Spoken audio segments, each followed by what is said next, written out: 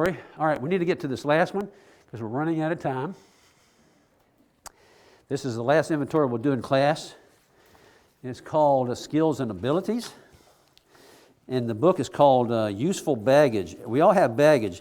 When we moved from Athens, Tennessee to, where are we now, Debbie? Murfreesboro?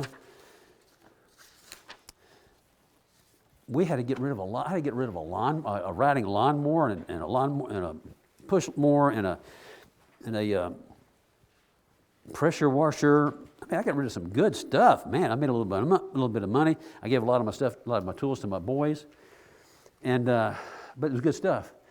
We have a lot of baggage that we bring with us. It goes back to what this comment was back here a while ago. Someone who's is converted through the jail ministry, they need a lot of love. I mean, a lot. It's unlimited because they have so much bad baggage. But God doesn't give us bad baggage. He gives us good baggage. He gives us stuff that's useful. And that's what we're going to talk about. By the way, I'm going to ask this question because I may forget it later on. What if everybody in this congregation discovered their spiritual gift, their personality, and what is this last thing? Well, in fact, we got something more to do after this. This one we're getting ready to start on, skills and abilities. And they actually use these things for God's glory. Wouldn't this be a different thing altogether? Okay, what do you spend time doing that you enjoy fine-tuning? What comes naturally for you? What skills or abilities can you use in service to others? And what areas have you had success? For what have you won awards or received special recognition? What goals have you reached, whether individually or part of a team? What do others, well, what did they do wrong there? Well, I guess we got done. Okay, I'll go home now. How do I go back? Oh, here it is. Look at the arrow. Okay, did I do that right? And what areas have you had? We already did this. Let's move on. Then there's life experiences. Help others who are experiencing what you once experienced.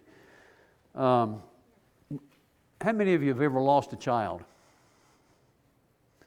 Okay, that's a life experience. How many of you have ever lost a job? Nobody's ever lost a job? That's a funny feeling. I've been called in and been let go. I wasn't fired, I was let go. That was during Jimmy Carter years.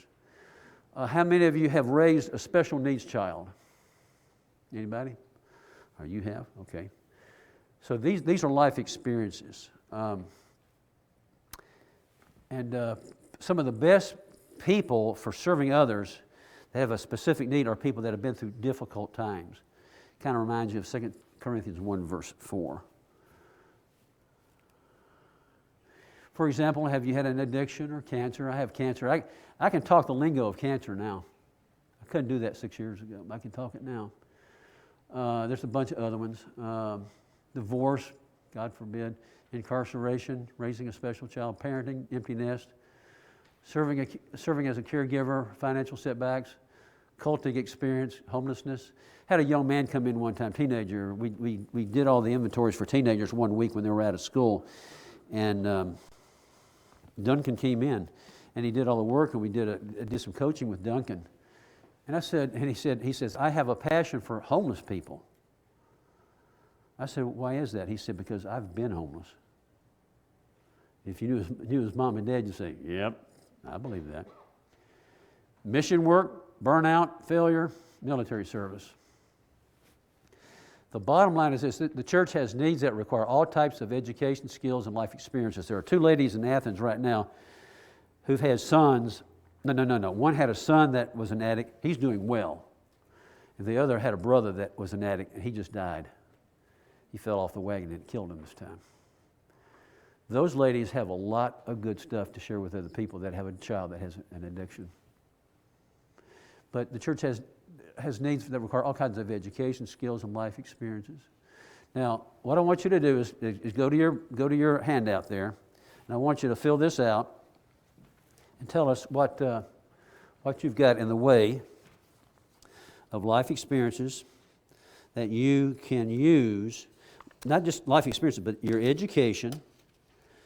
By the way, you do not have to have a PhD to do this.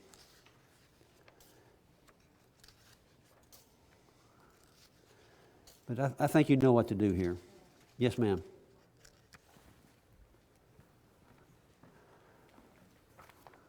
It's inventory number 3, your education, skills, and life experiences. This is something you know at the tip of your tongue, so it shouldn't take very long for you to do it.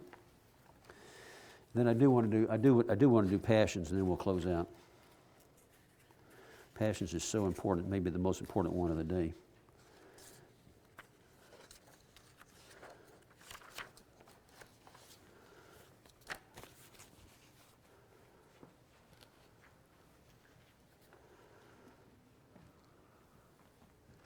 Includes your spiritual gift, your personality, your life skills, and we're going to talk about passions.